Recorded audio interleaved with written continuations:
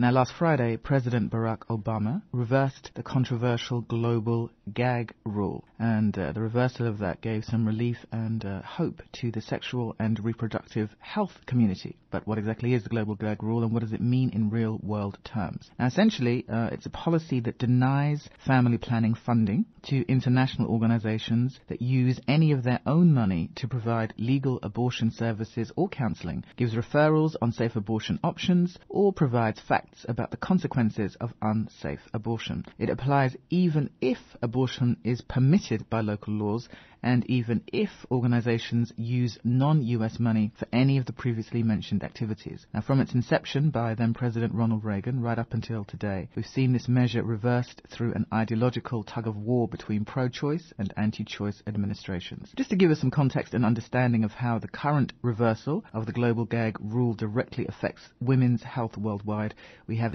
Victoria Villanueva, acting executive director of the Movimiento Manuela Ramos, a grassroots women's health and rights organization based in Lima, Peru, both of whom join us on the line this morning. I wonder if you could talk about how this reversal of this global GAG rule, how does it directly impact women in Peru especially when it comes to preventing unsafe abortion in Peru? Yes, there were those very terrible days because we have to decide just rejecting that fund, you said gave us, and continuing with different norms.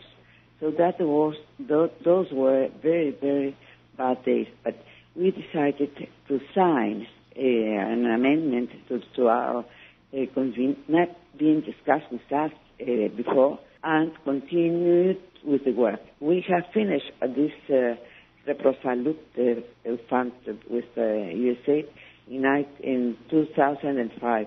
It means 10 years working with U.S.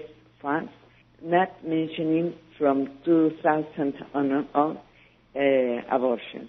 We were not making real abortion, but we were making counseling and giving women information on all that means health, sexual and reproductive rights. But those were the norms, and we agreed with that.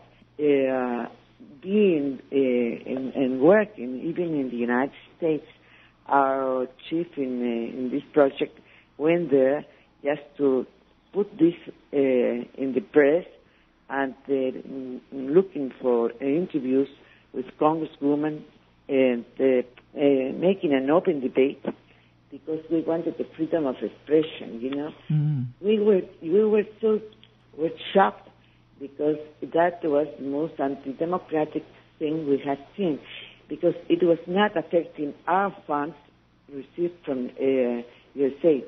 No, it was funds from European Commission, any funds at all, or our own funds, and we were not permitted to do counseling to women. So just tell me about the changes then that you've seen under a pro-choice administration versus an anti-choice administration. Talk about the difference of the types of services that you've been able to provide under the two different types of administration.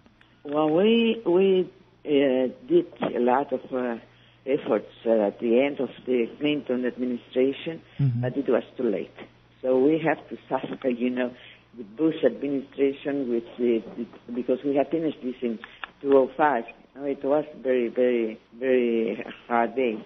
We are very, very happy now with this amendment, this reveal that President Barack Obama has made, and this is hope for us women, because this has not stopped. Abortion is a real issue in Peru, because we have, for instance, the most important problem is how teenagers are pregnant, and they are pregnant not because they have decided, because they have been raped.